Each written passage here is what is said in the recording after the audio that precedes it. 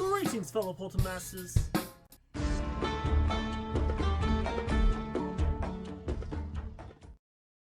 Let's discuss Fate. During my time when Swap Force was released, I was working at Walmart, meaning I basically got first dibs on all the new figures that came out. The good thing about all this was the fact that I get to try all these figures in one of the best level-packed games in the franchise. Swap Force has 19 levels, including their boss fights, that gave everyone a great time finding their new favorite Skylander. Admit it, your favorite Skylander is from this game. Plus, your favorite level too. But for now, as always, I'm Crash Rowsell, Crash the Skylands, and this is every Swap Force level ranked from worst to best. But I know you're sick and tired of this little intro. People have mentioned it, saying, Crash, you don't need to sit down and tell us that your opinion is your opinion, and you're allowed to be entitled to your opinions, but if you disagree, just be nice about it because I'll be nice to you back. I don't need to say that. I do. Because every single episode, I still get that. Because if you guys didn't know, opinions come everywhere. And everybody has different opinions on things. And I can tell you for a fact that every single time I post one of these new videos, so many people state their opinion. State how wrong I am. But as long as they're respectful, well, I'll allow it. And I bet you the one time that I don't do this intro, someone's gonna be really mean in the comments. And I don't like mean comments because that unleashes a side of me I don't want to see. It unleashes my evilized version. But anyways, before I continue on rambling here and just going off on the start, just remember, have your own opinion, just be nice about it. Let's get into it. This is going to be a fun one, just saying. Number 19, Mudwater Hollow. Now, I enjoy every level in Swap Force minus this one. I do like Snagglescale's stories for the first time, but coming back to this level and doing that extremely long river tubing section and the fishing sections draw this level out so much. Having this level almost start off the game is a bold move, as some people would have been thrown off with this level from the start. Number 18, Twisty Tunnels. This level is compared easily to the previous level as it is dragged out way longer than it should. They introduced a new golem that makes the game weirdly harder, as it can just set you in one place and you can't really do anything about it. The Fire River's attacks are so sporadic that you can't predict where it'll go next, which gets worse but better in this boss fight, but we will get to that much later.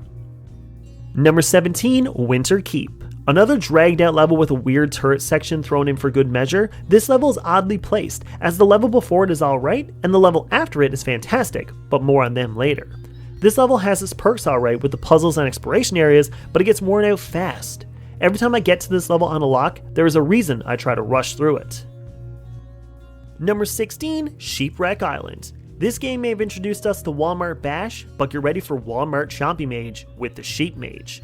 I enjoy most of this level, but the final battle is one of the worst in the series. It's so funny how in a game with phenomenal boss battles that are the most memorable in the game, that the devs dropped the ball so hard with this one. I, however, love Finn as a sheep. He's so vulnerable as one of those little babies.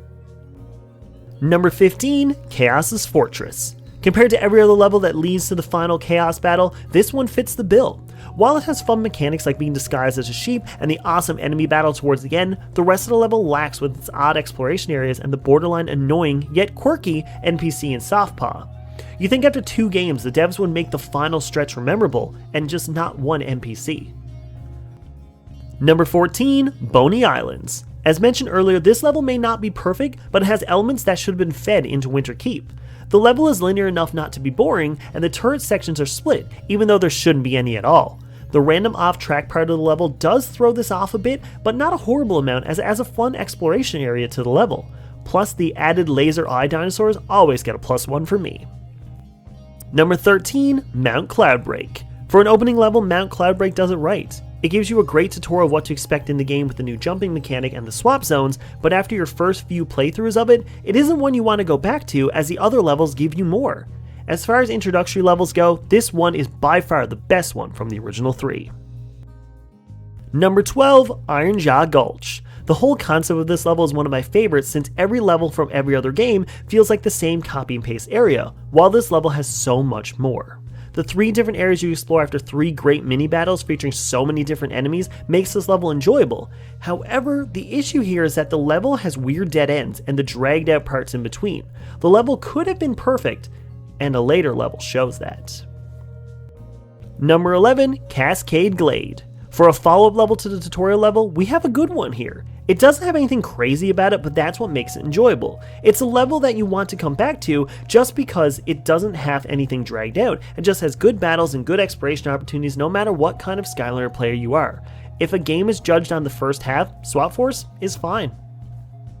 Number 11, Motherly Mayhem. The first boss fight on our list, Chaos's mom, no, I won't call her Chaos Sandra because that's her academy name, is a decent fight, although you never actually fight her. I do like the fighting all the enemies, including the big fight with the Bubba Greaves, but I wish you actually fought her instead of using a cheap tactic to put her in a mirror. This level is still a lot more fun than the previous levels, but not the best when it comes to boss fights.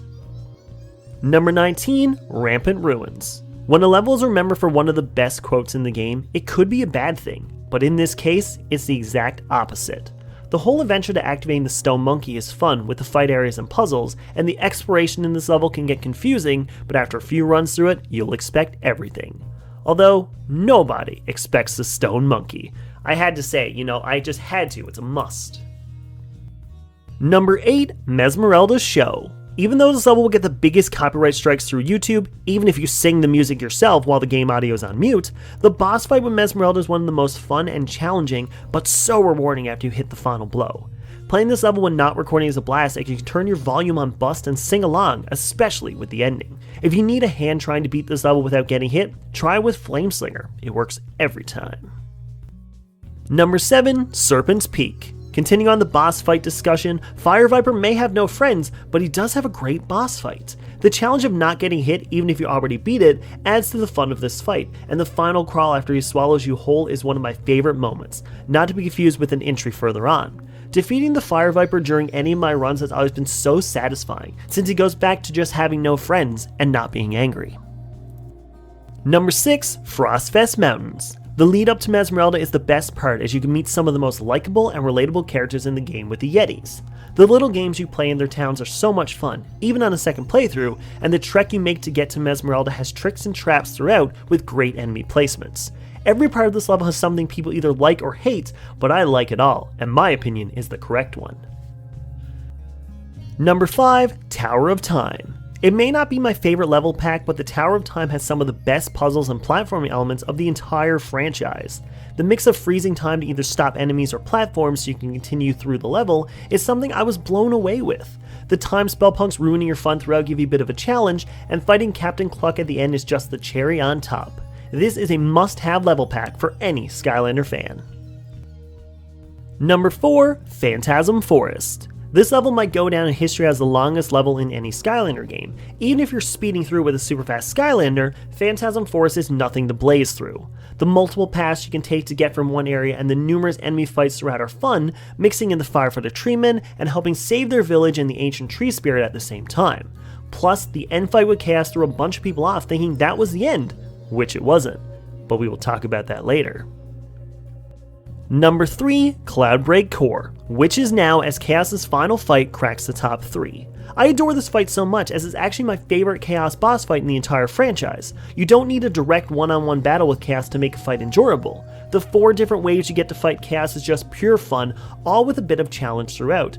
Breaking his toenails, then his teeth, then fighting his brain, all leading to a giant chase to a super cannon is something I will always enjoy playing and wish the future games did something as creative as this. Number 2, Jungle Rumble. And now to my favorite boss fight in the entire game, Glumshanks. When I first faced off with him, I knew this was something special as, finally after 3 games, and turning pure evil, Glumshanks was ready for a fight. The creativity of this fight is one of the best as it gives you 3 different waves starting with a simple dodge match, followed by avoiding rockets, then fighting enemies to stop Glumshanks. This is one of the first videos I ever uploaded on YouTube for a reason. And the reason I took it down because it wasn't good at all. Oopsie. Number 1, Motleyville. On this list, I mentioned how I like long levels, great boss fights, and exploration. Motleyville is the cornucopia of all of that. Introducing us to Baron von Shellshock right away, and then him making Whisker's evil eyes, followed by us meeting Sharpfin for the first time, the level starts off with a big bang. Introducing one of my favorite golems and giving me one of my favorite boss fights at the end, even with the Whiskers battle in between, this level is everything you want and more in any level, making this the number 1 spot more than deserving. And that's my list. What is your favorite level on Swap Force? Let me know in the comments below. And while you're down there, hit the like button and subscribe if you're new. I also have a very special blooper video coming out tomorrow related to this video, so you won't want to miss it. Also, check the description for a bunch of other awesome content creators, but as always, I bid you farewell.